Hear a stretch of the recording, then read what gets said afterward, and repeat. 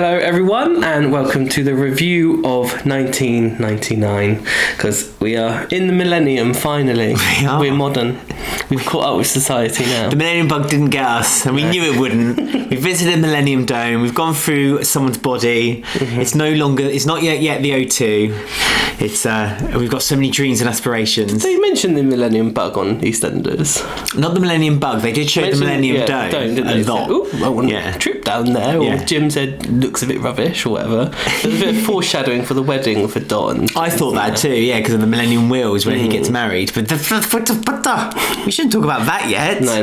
But yes, there was new introduction. The Millennium Dome was added, wasn't it? I think there was a new intro this year as well. Oh, we did talk about that, didn't we? They updated the satellites to be more green, less blue.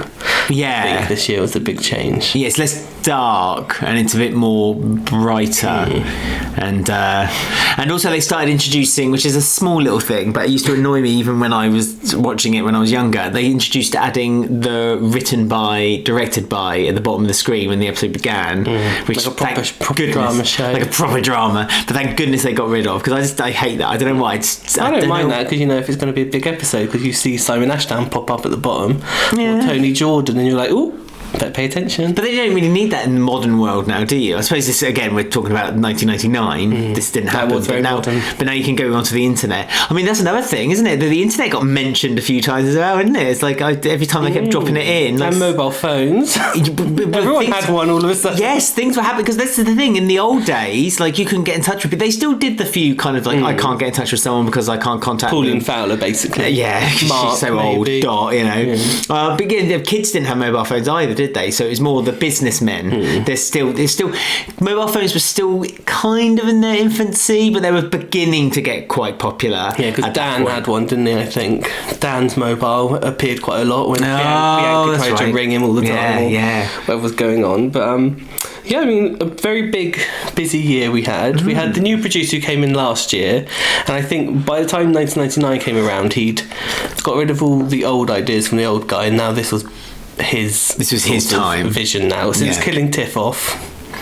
It was his that poor time Marty McCutcheon, she wanted time off because her music career was taking off. And instead of giving it to her, they killed her. I mean, that's the thing with executive producers, isn't it? Don't upset an executive producer. There's a lot of things about him, because he says that it was her fault, because she wanted a contract where if she wanted time off she could have it, and he said it's impossible for us to create any storyline, because all of a sudden you'll jet off to have a number one single, and then she's never to be seen again. Well, we don't know that yet, do we? That was Kathy's last appearance. But we didn't know that at the time, did we? I mean, the last appearance is next year, so technically we shouldn't. Well, other than that, she came on the show twice. But that is what kind of Kathy did, if you think about it. The actress left, and he brought her back a few times.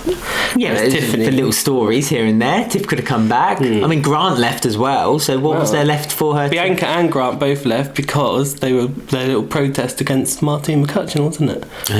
Which in return, what I have to say as well, was old Pauline Fowler. She's dodged lightning again, because in the late 80s they tried to kill her off with cancer, and then something happened and that changed. Yeah. There was another time where they were going to get rid of her, and this time the producer was going to get rid of Pauline Fowler, about to kill her off, and then Ross Kemp said, "I'm leaving," and he said, "Oh, well, I can't get rid of two big stars then, so Pauline lives another day." Yeah, but you say Pauline's a big star, but really she's not been in the episode. Well, that's why. A lot, she was planned to be dead for half of it. Yeah, I mean, she was really quiet, other than her dating Jim, who's Alex and Mel's. Sorry, Jeff. Not Jim. No, not Jim Branning, not yet. Jeff, who's Alex and Mel's dad. That's pretty much all she did, isn't it? She didn't really do much. But no, you know why? Because the writers and everyone planned her to be dead again. So she's. Well, how are they going to kill her? Do you know? Was this a bus crash, I think? Was this the bus crash? I think so. I did hear rumours about them. There was a few, because before she was going to die in like a IRA bombing or something, wasn't she? And then before that she was going to have cancer. It's like we're reliving classic EastEnders in modern day EastEnders here. The bombing, the bus crash, it's all going on. Well, none of them made it to screen. And nor did they in modern EastEnders. But we should put our hands together and pray that, Pauline Fowler, she fights another few years yet, doesn't she? she's now there till 2012. I think she's there until she deserves to leave. Yeah. She just deserves to leave. She decides to leave, doesn't she? Yes. Lucky Wendy woman. Richard. Lucky woman. Dodged lightning 3 times. Thank you, Ross Kemp. But then we said it before. Pauling's nothing now that Arthur's not there. No, and I know it's been a few years again. I do. You kind of get where the producers were coming from, don't you? Because there is nothing to do with Pauline. I mean, she's got things with Martin, but Martin's kind of his own entity now. Martin's kind of gone off doing his own thing. Like he's become like a proper little. He's taller than Mark. Scumbag, isn't he? Well, yeah, but taller than Jeff. He's a bit of a naughty teenage rogue, isn't he? Like he almost killed everyone's favourite camp sister, old Jackie, in the Archers. Gosh. What else did he do? He did loads of bad stuff this year. He did quite a few bad he things. flooded Jackie's flat. He really didn't like Jackie, did he? I mean, what's not to love about Jackie? I love Jackie. She's so camp. Martin's sister. She is. She's not Martin's sister. Sorry, Steve's sister. Steve's sister. It's Jackie Owen. So obviously, normally at the beginning we say like who exited the year and who who came back or who new characters. One of the exits which made me like think what was Annie Palmer. I was like, that feels like it was like 10 years ago. Loose woman. Yeah, I know. It's like, oh, that seems like a different era of EastEnders. Annie Palmer with her gym. Yeah, so, I mean, what was that gym about as well? They got rid of the community centre and turned it into a gym that she owned, and then she disappeared like a few weeks later. She part-owned with Steve, didn't she? And Steve still owns. Grant owns half of it, doesn't he? But then, he did, I think. But does he still? I don't like that gym set. I remember when it came up, you were like going, "Oh, it's different. It's a bit new." And I was like, "It looks new." Crap. They had a really big workout room, but the tiny. It's smaller than the actual space you're seeing right here. Honestly, it's a tiny workout room. They had Mel in there. She did a bit of a workout. Beppe did, and Sam. Yeah.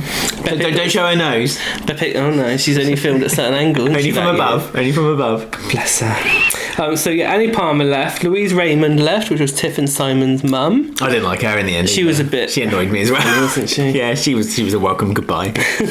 Although we did have backstage gossip that she wasn't particularly happy with the outfit she was done, the storylines. Well, that was unfair because they kind of made her out to be like granny. Yeah, like super old. So when Grant slept with her behind Tiff's. Well, with that one time when Tiff was distraught, it was made out that she was like this old trollop and like she was like a much. She was older. Like what, 2 years younger than Grant? Yeah, she wasn't that much older, and so they made the female like the scapegoat as well. And so I kind of get that. I thought that was she sort of left and then returned and then left again, didn't she? Yeah. Really? Didn't have to stay. It was a shame that Bianca's affair wasn't around when she was there because Bianca was calling her all sorts. Yeah, I know. And Bianca did the same bloody thing, if not worse.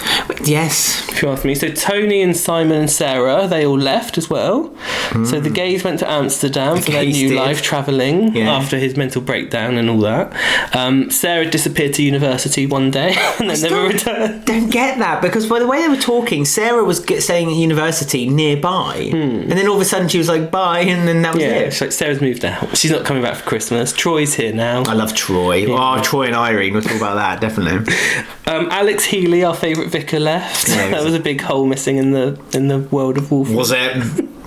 He was a welcome goodbye. He didn't even turn up for Mel's wedding, which was odd. Not a mention. But her mum did for one episode. And she went to Emmerdale. Before she went to Emmerdale, yeah. So she got put up on Emmerdale a year later. Lou. Lenny and Hugh. Another remnant from the past. Lenny and Hugh.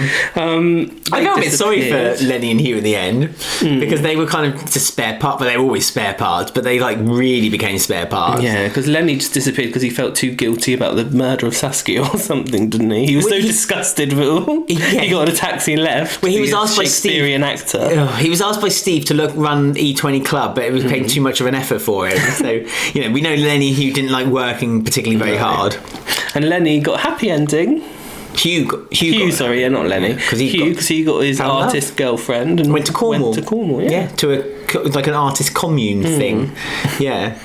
I mean, they were freeing up space in the cafe because then Carol returned, didn't she? Well, Robbie started working in the cafe and then got Carol a job in the cafe with him. But then Carol kind of disappeared randomly as well. It's like she literally flew in for her storyline, gave a massive, brilliant performance of her life, and then disappeared again. Very odd. So who else left? We had Ruth, Mary, and Connor, our favourites. Oh well, you can tell why 99 was so good. All these exits, all the bad ones. Honestly, this is the thing. Ruth. We were saying this. It was really difficult to kind of like point out like really good like stories in 99, and it goes to show it's because they've gotten rid of all the deadwood. They literally everything is good, even if it's not perfect. There's good in everything in it. So you can see why 99 is seen as a good year. Yeah, it was very very good. I mean, there's so much that we had to like. We're gonna have to go through it really really quick, but yeah, we don't really talk about Ruth and Connor's exit, do we? They were just horrible. Mary was... Horrible. I just feel a bit sorry for Mary having to now live with two people she doesn't like for some reason. Yeah. But she was being really weird and nosy with Ruth about her pregnancy, wasn't she? Oh, yeah. Did Ruth keep the baby? I forget. I think so. That's why Connor was suddenly interested, because it was his or something. I don't know. That's right, his birthright. They had a nice happy life in Scotland. Well, we don't know that. We don't know that for sure. Michael and Susan Rose left. Oh, I liked Michael. But then Michael came back for ages without Susan. She was too ill. Susan turned me around, because I hated Susan when she first died, and then she came and I really liked them. I really liked the couple as well. But then Michael had that affair, didn't he, with Lisa. Doormat Lisa. She really did. I didn't realise how quickly Lisa turned into her doormat phase, but it was very quick. Feels so annoying. Old Philip. Lily as well kind of had a big moment and then disappeared all the time. She got mugged, didn't she? She got mugged by the guy from, was it called something house? The halfway house. The halfway house, and then she was like scared to go out. Yeah, and then just disappeared. Yeah, she got over it and it was like, oh, okay. She was like really strong, and then she said something like, what did she say? She said something and Dot was like, you won't be very popular, and then she disappeared. She said something in the Vic about someone. She did something, didn't she? Yeah. Oh, I can't remember. No, I can't remember. But you're right. She did something. She said or thought something out loud, and then that was it. She kind of felt like she was outed from the community. Dot lived with Pauline suddenly, and then that was that. So Lily wasn't that bad of a character. I quite liked her at the end. But then nothing really came of it. But again, nothing major. We didn't need to keep her in. No. And then we had Bianca, Grant and Carol all leave and come in and exit and leave again. And in and out. Did the okey-dokey a little bit. So we'll talk about that. That was like one of the big storylines of the year. And then the new characters that we had was Natalie, replacing Tiffany as Bianca's friend.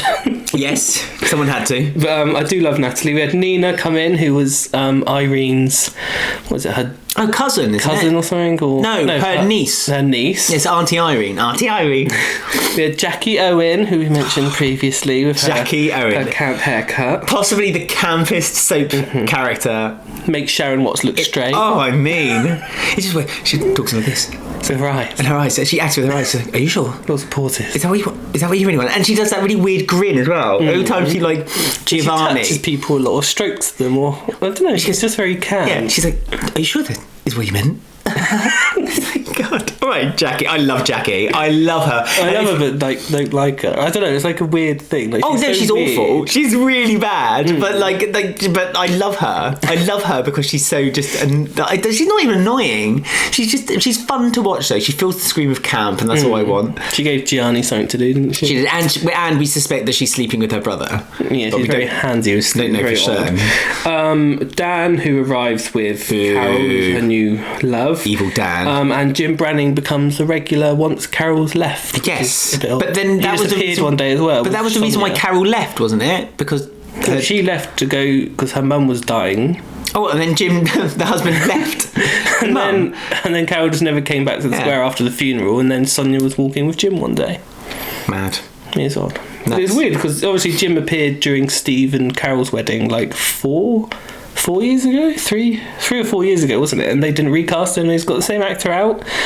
Plonked him in the square, and there he was. But he was very good. I like Jim. Like straight away, he was quite. They've changed him. They've made him different to the character you were first introduced to. Yeah, he's still a bit racist. He's still got a bit of racism, but not massively. And also quite judgy, and also a bit of a con artist, which I think they did on purpose. They kind of made him more con artisty, so he's a bit more like Charlie Cotton. Yeah, he's a bit. Oh, yeah, he is, didn't he? Actually, yeah, that's why I like him so much. There's that link then between him and Dot, which is already growing between them. I love their relationship already. So, I can't wait for them to get together. It's gonna be so fun. Right, so let's try and break all this down then. So we had some big weddings this year. Yeah. We had Natalie and Barry got together and got engaged. On the same day, got married on the same day as Ian and Mel. The world's longest wedding. Yes. Peggy and Frank finally got married after she had her cancer scare again. She was sort of putting it all off, wasn't she? But she went ahead. Yeah, she was afraid that Frank wouldn't love her when she lost her breast. And there were some really good scenes, actually, because there were scenes of... I think it was Frank and Roy talking, and it was quite honest, because Frank was like...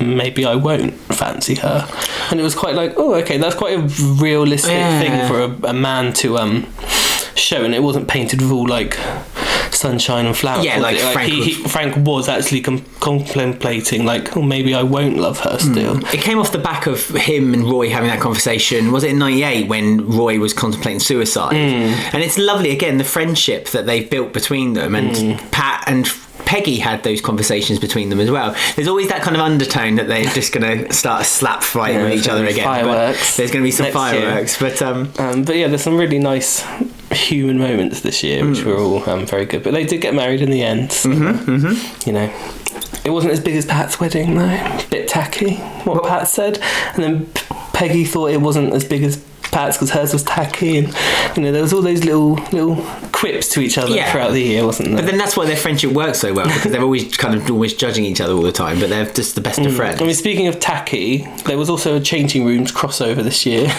Yes, because it wasn't quite changing rooms, but it was the Wolford Gazette was doing it with Irene. Because we have to remember that this was the time when the actual show Changing Rooms was huge in the UK. I don't know if anyone's watched the classic outside the UK, but basically it was a TV series when two couples swapped on the same street, on the same street, and they had to make over each other's rooms, and they did like the Wolford equivalent. So the Wolford Gazette was doing a competition. Irene won, had nominated someone, Rosa, wasn't it? That's it. But Rosa was like, no, I'm far too big. I don't want to do that. So then ended up doing it with Pat, and then she put Pat's name down, didn't she? Yeah. Well, no, she said Pat to the reporter, and then Pat was loving it. She was all up for it. Pat has a great time. I've got great taste. She thought, I'll do this. Brilliant. Dot was being a mole because Dot was kind of going between them and telling them what each other was doing. So Dot was kind of being a mole. Because Irene was all into her Zen this year, wasn't she? She was into like her crystals, her meditation. Terry sort of poo-pooed it all year, and all year there was this sort of underlining thing of Terry loves her, but wasn't appreciating her or listening to her, and Irene was falling out of love with him. And she was feeling rubbish herself and old, and so that was obviously building for the Troy stuff later. But, the changing room stuff was so funny, wasn't it? Because Pat, she did like a jungle theme in Irene's house. It was odd, wasn't it? It looked like with like bamboo panelling and stuff. Yeah, it was all very odd. It's like pith helmets, like on hooks on doors, and like there was like tropical leaves in there as well. Well, Irene did quite a nice job to Paul. Yeah, it's like a spa massage place. Yeah, it was a bit too much for Pat. But again, it was too much for Pat, so she changed hers. So in the end, they both just basically got rid of what each other had done and just did their own room. Terry and Irene won that weekend away to the country, didn't they? Where there was more. Where that weird horse rider was there, the jockey. Oh yeah, the guy's like, with me, I'll show you my lovely country house. Yeah, the cottage, didn't he? He was very nice to Irene, and Terry was talking to the common old barmaid, and Irene was accusing Terry of flirting with the barmaid. Irene was then flirting with the jockey, but neither of them a life that she could have had but didn't go ahead with, and you saw him go to her house, but in the end the barmaid and the man, it was them in bed together. Yeah, because there was that tension scene when you saw him in bed and the blanket went down. It did. And then later in the year we saw old Irene with the blanket over her head, didn't we? Wow. With the door shaking. Yes, because Troy was like, Troy was a friend of Tony's. Yeah. And they all thought he was gay because he was friends with Tony. Yeah. But he wasn't gay, he just liked older women, didn't he? Because he was flirting with Rosa and Irene. Irene then got really jealous because he was flirting with Rosa, and that's where it kind of started to break down. And so then we learned that Troy was only doing it for a bit of fun because he kind of liked the sneaking around the adventure, and also, that being with the married woman. Because Irene started to see it as like a a real thing, a relationship, between them. Terry gets wind of it on Christmas Day. Christmas Day, I have to say right now, Christmas Day 1999 is the most underestimated episode. Like the one that no one seems to talk about. Because there's nothing huge that's building up on that. There's so much happens. Yeah, loads of like ending and new story strands are starting. Yeah, because obviously Phil sells the pub as well. Oh yeah, for a £5. To Dan.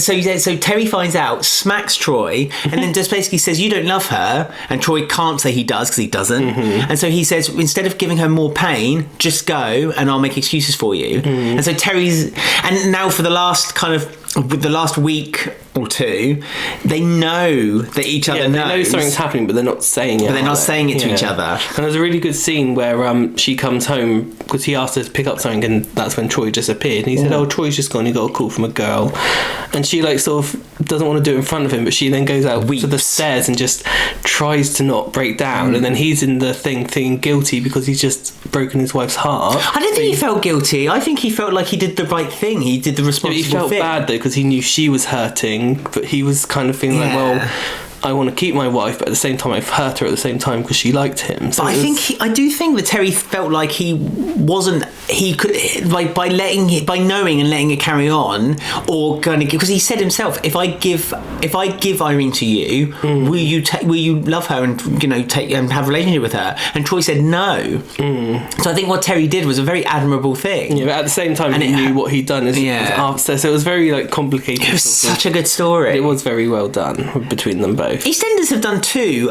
really good affair storylines with people of a mature nature. So the Irene story and the Mrs. Hewitt story with Arthur and Mrs. Hewitt. Yeah, it's about time we had another one. I think they don't have any old characters anymore. That's what they're missing. But the other big Kathy, Kathy could have an affair with a married man. Give Kathy a storyline. She bust her, didn't she? But Shirley still doesn't know. No. Maybe that could come out. She found out in a 20 years later. Scene. She found out. But the other big affair this year was, I guess, the Bianca exit, because that was sort of like a 3 to 4 month block of bring in characters and storylines and get this massive, huge drama done, because Carol came back with her new boyfriend, Dan. And weeks went by where Bianca and Dan never met. So as the audience, we knew, because it opened up, didn't it? Because we found out that Bianca had been seeing a married man when she was 15. Yeah, because when Natalie returns and they were trying to become friends again, there was a few subtle hints, like when Natalie said, "Oh, well, what you did when you were 15 in school with that married man." There was like little things, and it was like, okay. And then you find out that because they go on holiday together, don't they? To like, Bianca wants to go to visit a college, and then she goes to meet her. It must be in Brighton. Yeah, she goes to meet Dan and Carol for the first time, and she goes into the flat, and it's her ex who she was having an affair with. But Natalie knew it was Dan a few days before, and she tried to talk to Bianca, but Bianca had already gone away before she had a chance, so she knew what was going to happen. Which it's just. And Bianca was very complicated this year because obviously Tiff died. She'd had a baby. She wasn't particularly happy with Ricky. She wanted to sort of expand. She was a bit like Michelle, like she wanted to be independent and expand her knowledge, and she wanted to be educated. Yeah, do you know what I mean? And she was really struggling with what to do with her life, and then obviously this Dan thing happened, and it's kind of reverted her back to being 15 again. Yeah. And she acted really childish and selfish and horrible, didn't she, at quite a lot of the moments. She was always worried she was going to. She was never really worried about hurting Ricky. This was the thing. She was over Ricky, really. Other than she was the mother of his child, she didn't really love him, but she did worry about hurting her mum, and that's what kept kind of stopping her by, but that's what Dan used to manipulate her as well. It's like, he kept promising her loads of things, didn't he? So she was like, okay, I'm going to stay. And then it just all got very, very messy, and she was meeting him in that weird flat, and Ricky was going to turn up, and then there was all these horrible things, and her birthday was one of the big episodes, wasn't it? Well, the birthday she wanted to tell them.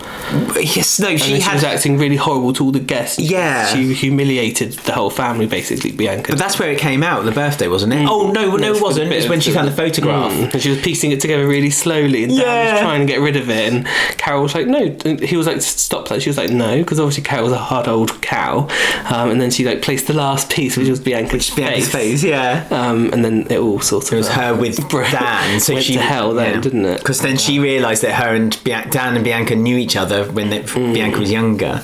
I mean, it did slightly rewrite Bianca's history in order to kind of conveniently have this story. No, because I was looking at old clips, didn't I? And I remember I saw that one clip of Bianca on the stool, and she said something to Tiffany like, "Let's go up west. I need to buy an outfit for that man or something." And we were like, "Well, that could." It was rewriting it really, but like there was like a few scenes like, she could have went up west and met Dan, I guess. But I think it was worth the rewrite. Sometimes rewrites are worth it because it did make sense. It did make sense. To be fair, we didn't. She really had a fringe back then, and she had a fringe in the photo, and that's why she came back with a fringe, I think. Oh, I see. So they had to make continuity. That photo. She had to give that fringe that she had when she was 15.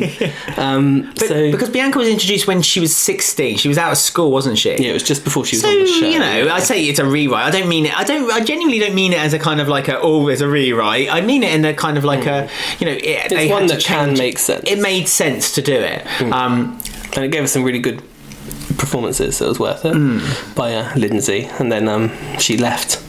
So that's me done. That's my nominations for Soap Awards. Bye. And standing in front, she was brilliant. It was, but she wasn't then to come back, was she? Until she has her big return. No, not for Morgan.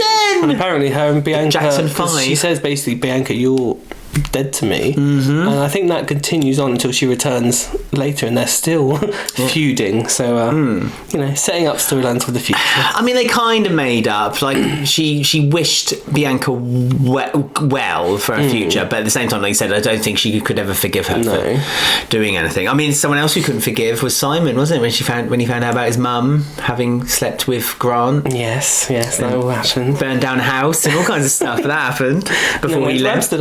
And then went off to Amsterdam. I mean, that was good. I thought I quite enjoyed that story. Yeah, it was really good. It was the end of Louise. But again, Grant, like a slippery eel, he gets away with it every time. He believes he didn't kill Tiff, but he did. Let's be honest. He's getting away with it all the time. He had the affair. He slept with Kath. She returned for a quickie, didn't she? Yeah. She returned twice. She did. She returned for Grant's exit and with Phil, and then she returned again for the Mel and Ian wedding, which were both really well done. They weren't like just Kathy popping up for an episode and disappearing. She stayed around. But she had a part to play in both the stories. She hung around right to the end, and Phil was like, "Let me just be with you, Kathy." And she was like, "No, I slept with Grant." And then that's where Phil sort of went off. He went unhinged, and he won't forgive his mum either, does he? So he's not forgiving Peggy now. So that's the reason why he sold Dan the pub for fuck. Because Grant gave him, because I don't know really why, but Grant gave him his half of the pub. I think that was Grant's apology for sleeping with Kathy, I guess. A bit like, here's this, do what you want with it. But it goes to show that basically Phil accuses Peggy, and he does it from now till infinity, that Peggy will always see Grant as her favourite. So like, she stood up for Grant when she found out about Grant had slept with Kathy, but when it was the other way around, she hated Phil for sleeping with Sharon, and so that's why he kind of spitefully then sold half the pub while Peggy and Frank were trying to sell the pub. Yes, to live in Portugal. Ian was going to buy it as a Christmas present for Mel. Never changes our Ian, does he? Well, he knew he saw Mel slipping from his fingers, didn't he? He knew, and that's why he kind of came up with that audacious lie. Yes, because all through the year we had the weddings being planned for like over half a year, both the weddings with Natalie and Barry and Ian, and both of them were falling out, and we met Natalie's family, and they were the most toxic mum ever and the toxic sister, and with Mel, there was lots of trips away because we went to Amsterdam and they went to Brighton. Yeah, Steve turned up to both of them. Yeah, with his condom wrapper and threw it into the sea on the merry-go-round. Do you remember that was disgusting. That was the fact he had one ready to sleep with Mel, didn't he? He was like, and he was like, done, and it's threw it. So what a little out. Because they went to Brighton because Dr. Fancetta, everyone, he's gay. He's a gay man. And everyone seems fine with it, bar his receptionist. And Mick was most upset that he didn't tell him. Acting like... That was weird. The fact that Mick was... he wasn't upset he was gay. Upset that he didn't tell him he was gay. For the time, I was like, why didn't you tell me? Do you not trust me, bro? It's like, well, the reaction probably said it all, didn't it? But yeah, he got really upset. But that's the thing. Like, Mel loves it, though. She loves the gay. Mel adores the gay. She waves that rainbow flag. When he said it. She's like that meme when her mouth opens, rainbows come out of her mouth and eyes. You know, that's our Mel. Yeah, bless her. Dr. That was going on. It's such a shame they don't do more with Doctor, because obviously Dr. Leg's kind of gone. Well, at the time that he joined the show, he was in an independent movie. I don't know what East is East. Yeah, and it was becoming really popular when he was on, so that's why he just left. His second contract was out. Yeah. He was like, no. He ran out as he had contract, didn't he, basically? Yeah. So they didn't really do much of him, bless.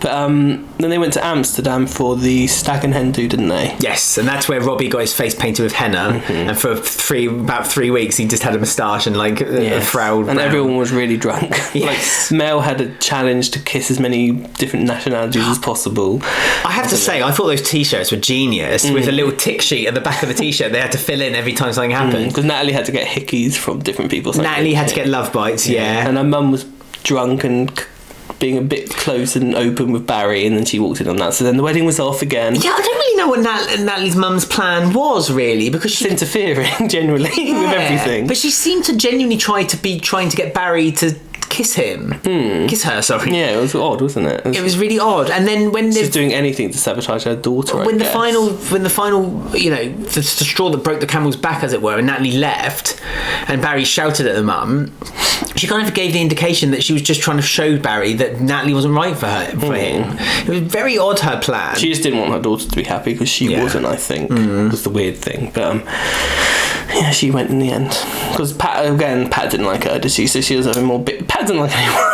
No, Pat can scope people out immediately. Pat has a good judge of character, and you have to impress Pat before she will let you into her world. There's so much to go on in '99 because we haven't even talked about the Saskia murder, and that was like throughout the whole year. With Saskia died in February, and then the trial, and Matthew went on the run, and just loads of things. It was all planned out because the court scenes, all of it came back up. Like court scenes, I know, but like Terry talking to them outside in the morning when you saw them put the body in, and everything had precision detail. You could tell there's a reason for everything. It's not like, dare I say, and this won't age very well probably if anyone's watching this in like 5 years time, but the Grey story of like the era that we're in right now. Let's not beat around the bush here. That wasn't planned out. Let's be honest. They had it. You can see a clear difference between the two. Yeah, like the Matthew, the Saskia and Steve story. You can tell that from the moment where the ashtray hit, even before that, where the build-up between Steve and Matthew's friendship began, to the moment where we're at now, which is Matthew's just been released from prison. He's gone on holiday to Italy to have a bit of a break. He turned up on New Year's Eve, didn't he? Turned up on New Year's Eve and threatened Steve. You can just know that whole arc was planned. Every single detail. And every single thing in the court case was brought up, like Saskia's sister, the trip that he took pretending she was still alive, the ashtray going missing, the VCR tape got erased because he put in the speaker because of the magnetic. Every single thing was brought up and like building against both of them, and it made sense. And then at the last minute, Steve wrote something on a bit of paper, didn't he, about because Sarah was giving a testimony, and it was about, he said, Steve he tricked Sarah into sleeping with him because he said he wanted to marry her. Yeah, and that was before the Saskia thing. I mean, I wouldn't give them I wouldn't, as impressive as that may be, that they had planned it that far back. But they went back and thought, we'll use that, and that can be your character thing. And then old Matthew, bless him, does a good little crying face, doesn't he? He's a great actor, a fantastic actor. So Jackie. Well, Jackie, our favourite Jackie, camping it up in the court. She kind of put the final nail in the coffin for. She helped Steve, I should say, out because she kind of said that Steve was in a similar situation with Matthew was in the past, where he idolised her ex-husband, and he killed himself in prison, and she lied to the courts because she didn't want Steve to go the same way as her ex. Exactly. She had a very moral compass because she felt very guilty for Matthew. She did. Well, then she did the helped. Save Matthew campaign around Wolford. That's it. She knew who said to save Matthew. Jamie sprayed Save Matthew on the bridge. She knew it was him, but she didn't say a word. She just walked around with her eyes, smiled at him. She used her eyes like indicators to say which direction she's going. So and then obviously the big wedding day, and that's when Matthew got we learned that he got released. New Year's Eve. He has a plan for Steve, but he's not going to tell until next year. Yeah, so we have to wait till 2000 to find out. See, I don't remember. I remember the story with Steve and Matthew and Saskia really well, and I remember Matthew going to prison. I don't remember Matthew leaving prison. It's really surprising. There's a really good bit when he confronts Steve on that night. There's a thing happening which is foreshadowing what Matthew's doing. So it's really well done. There's something in the background that happens. And it's foreshadowing. Because you don't know what Matthew's going to do. But so they've got that plan too. Is he going to marry Steve and then divorce him on his wedding day? Marry Jackie? Yes, I knew it. Who wouldn't marry Jackie? I mean, but what else is there? Because we're running out of time. Janine, loads more. Janine returned, didn't she? You didn't mention it on the returns. No, I forgot about her. Charlie Brooks. Yes, and this is where we saw the Janine we know, love, and remember. Because she went on the Brighton camping holiday, didn't she? She did. Played her music really loudly. The two gays lived next door, didn't gays they? wouldn't tolerate it, would they? But she was like, "Wind it in," and then she was like, stormed off. It was lovely. I tell you what, for such a young actress at the time, a lot of bright star. Yeah, she was. A lot of the young ones are good. Like Natalie Cassidy's really good. She's great. Martin. We've got Kim, who's going through her modelling storyline. You just. It's like cigarette and.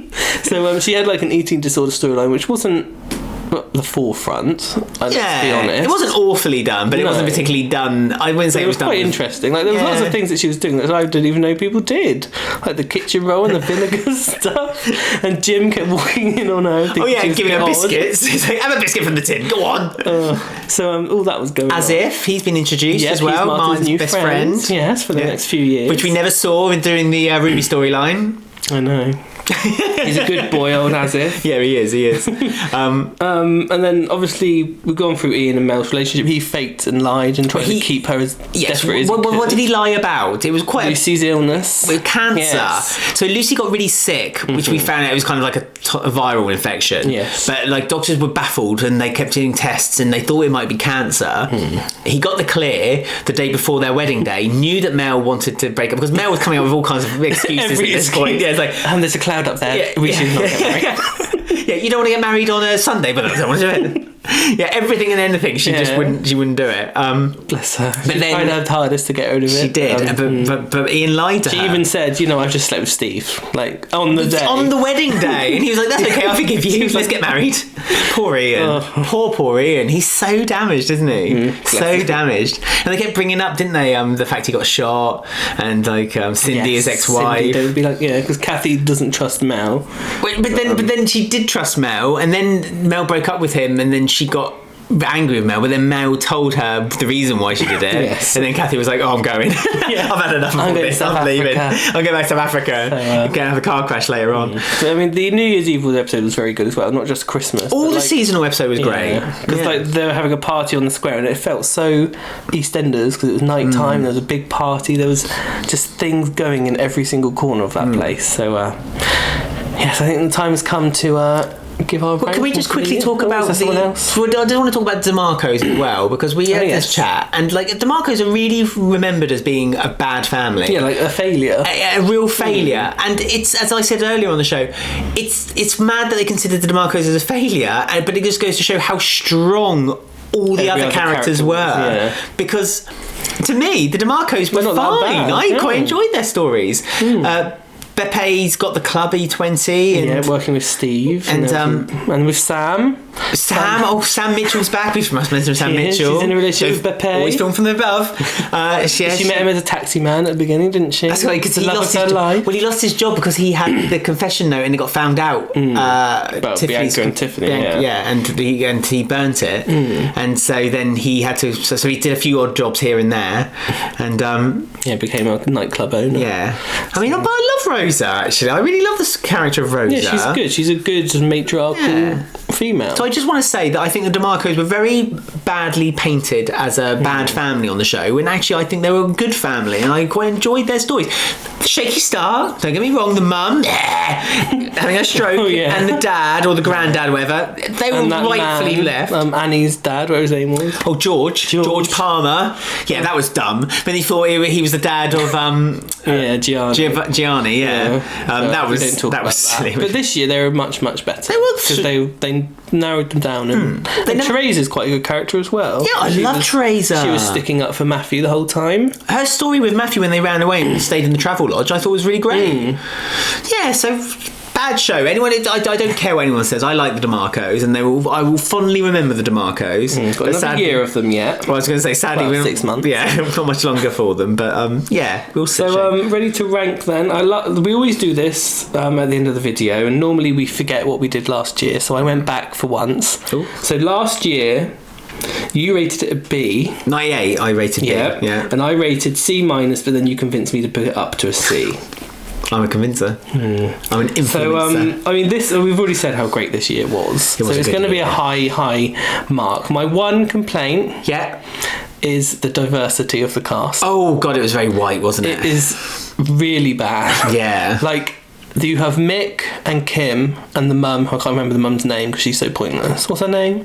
Joyce? I don't know. Like, they appear once every, 3 months for a few scenes, and there's no as if, but there's nothing big or development put into any of them, and every other character is now white, which is really it was weird, isn't it? Really it's a real whitewash, and wasn't it said at the time as well that it was a very... I think this was when, and it's just weird because it's loads of iconic characters coming back and loads of really big iconic people like Peggy, Pauline, Pat, but they're all white. Natalie, Bianca, Carol. It's just weird because obviously the producer was bringing back these big hitters, but why are they all white? But also, if you're going to bring in big hitters who are white, then there's no reason why you can then introduce a smaller... Because the actress who plays Nina, Irene's niece, she leaves next year, I think, but she said the reason I left is because I was the token black character. And it was you kind of thought,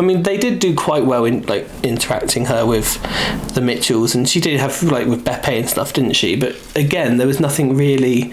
We haven't even mentioned her this year. She did that whole secret prostitute life thing. Well, yes, this is one of her clients kind of outed her, and she was dating Grant at the bar, wanting money and drinks. But for his another silence. Halfway house issue. Another half, yes, that halfway house. See, that's why Alex left. You see, to be a rescue. He was on a mission, or something. And Mia, he went on a mission. But we must remember another one of Grant's shining moments as well, because then he was dating her close to basically being let's go stay in a relationship, and then he found out, and instead of defending her, he then you whore and slag, and then how dare you sleep with me?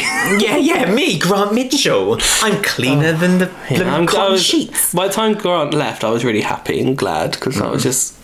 Since Tiffany, I was no, your character needs to go now. It's a shame that him and his certain brother didn't go with him, because it would have been nice. Phil is already starting to now strain under the kind of he's horrible to Jamie. But he's horrible to Jamie, even though he's meant to be saving Jamie, and he's now using, as you say, as a doormat, as Lisa's a doormat, and he asked one more time. He asked Kathy, "Can we get together?" She said no, and then he literally went back to the pub, and as good as said to Lisa. And Lisa was like, "Yes, please." After he said it, he said, "Well, Kathy don't want me, so how about we go out then?" Yeah. And she was like, and then Mark's just there in the background getting upset because he likes surly with his bottle of beer. Stupid Mark. That's another thing that annoys me. They're all drinking bottles of beer. I don't know why. That just annoys me. Small they things. Can fill it with water, so it's easier for filming. Oh yes, that must be the reason. Right, so ranking, because the camera's going to turn stuff off in a minute. Oh, okay. I can feel it. I can feel the time. We are 15 minutes over already. Oh my goodness. So you did a B last time. I give C-. I'm going up to A-. Because you're right. There was a few times where I even said to you, it feels like this week's not as good. I mean, I'm being unfair. I can't expect EastEnders to be bang, bang, bang, bang, bang all the time. There's always going to be even slow weeks that year, was there really? I mean, there was a time we had couple. I think we had 30 episodes on the thing. We watched all of them in a day. That's true. So no, it's just I'm saying A- though. I'm going to say A+. You're going top score. Well, there's no S. There's an S top score. I feel like I gave an S once. No, A-. I mean, again, are we going to the UK system? What are we doing now? We're doing the Wolford Weekly system. Okay, so A+. Okay. I mean, you can go A++. You can go plus as many pluses as you like.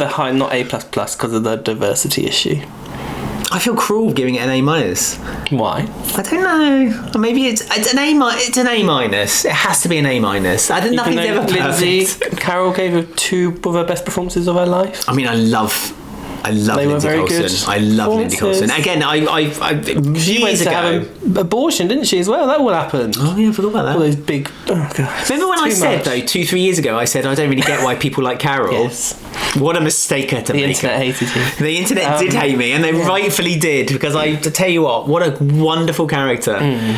So everyone should let us know in the comments below, or let us know on Twitter or whatever, what your favourite moments were from the year. If we've missed any as well, because I'm sure we've missed loads. Yeah, if we've missed anything that was like your the favourite small moments. fact of Carol having an abortion. But we can only do so much. There's so much the in this cream year. on the top of what was a delicious cake. Talking nonsense. But at Wolford Weekly is if you want to get in touch with us on Twitter and Instagram, and if you're watching this on YouTube, just comment below. Your favourite moments. Maybe there's moments you didn't like. Maybe you hated 99. What did you think of Lily? Yeah. Do you miss Lily? The New York dancer? It was something, wasn't it, Dr. Van Secker being gay that she didn't like, and we said it was really out of character because she's from New York and she would have been around lots of. It was something weird that didn't make sense. Yeah. Let us know, please, what it was. I think you're right. I think it might be. I think it was. No, it was she found out Mark had AIDS. Oh, it was that? Yeah, Mark had AIDS. She found out. Yeah, and we said it was really stupid. Yeah, and she was like, "Oh, I don't want touching." Because she was like a dancer in the in New York, and she would have had loads of theatre friends. And theatre friends is code for gay. friends of Lily. But Mark is straight and he has AIDS, so it's not just gay. I know, but it just doesn't make sense that she would be against it. You think she'd be more open-minded with everything else. The fact that Dot is more open-minded than what Lily was is shocking. Because Dot stood up for Dr. Facetta as well. She was against Mick's mum, wasn't she? Yeah. Because she didn't like it, being his receptionist. She loves the gays. so many gay love. There you go. Very big year. And then obviously next year we've got loads happening, because we've got John York's first era starting. Oh my gosh. Which is the Slaters. Ethel comes back. Haven't seen Ethel for a few years. Yeah, comes back and then soon leaves. So we've got loads of big stuff next year as well. So I have to say, this is now we are now at the moment. Other than obviously the 80s when I was a bit too young to watch EastEnders, I watched EastEnders in the 90s. 2000s is when I became, let's just say, college, and so I did other things, and so. It's all a bit blank. It's all a bit blank. So I'm looking forward to seeing the new. When I saw the episode where Troy and Irene were sleeping together and she put the blanket over her head, that's the first, I think that's the first thing I caught. I remember seeing that when I was younger and be like, oh, who's Troy? So Troy is hot. So that's when I started watching it. That was like one of my first memories of knowing what EastEnders was. That duff. What a great moment when the door was rattling. Get to see Irene. God, your first character is Irene. I'm sure it was. I remember the Steve and Saskia thing hitting over the head. That was a huge story. But I remember, I think from then is when I started watching it, when she pulled the cover over and old Troy was there. Interesting. So that's what got me. And then I stopped watching when Dennis gets stabbed in Sharon's arms in 2006. Gosh. So this era is my time. Oh, that was so sad when Dennis got stabbed. I know, I stopped watching. Do you think Retaliation dramas, because we watched this on the Drama Channel in the UK, when do you think they're going to score? They're repeating 2009. No, 2008 is what they did on BBC iPlayer. Yeah, probably stop then, I guess, if they keep going. Who knows? Oh well, we've got 8 more years. Yes, we've got lots more to go. Lots more content for you to enjoy on our channel. So I hope you enjoyed that, and we'll see you again in a few months to review the year 2000. 4 episodes a week, I think, isn't it? That's where it goes up. Is that when it spikes up? Yeah, so it might be more than a few months now, because the timings are going to be out. But the last time we did this was January, so it's about 3 months between, so it might be more. Yes, 4 episodes a week. People said it couldn't be done, but it did, and they still do. Rightly or wrongly, who knows? Yes. Okay, so hope you enjoyed that, and we'll see you next time. Goodbye. Bye.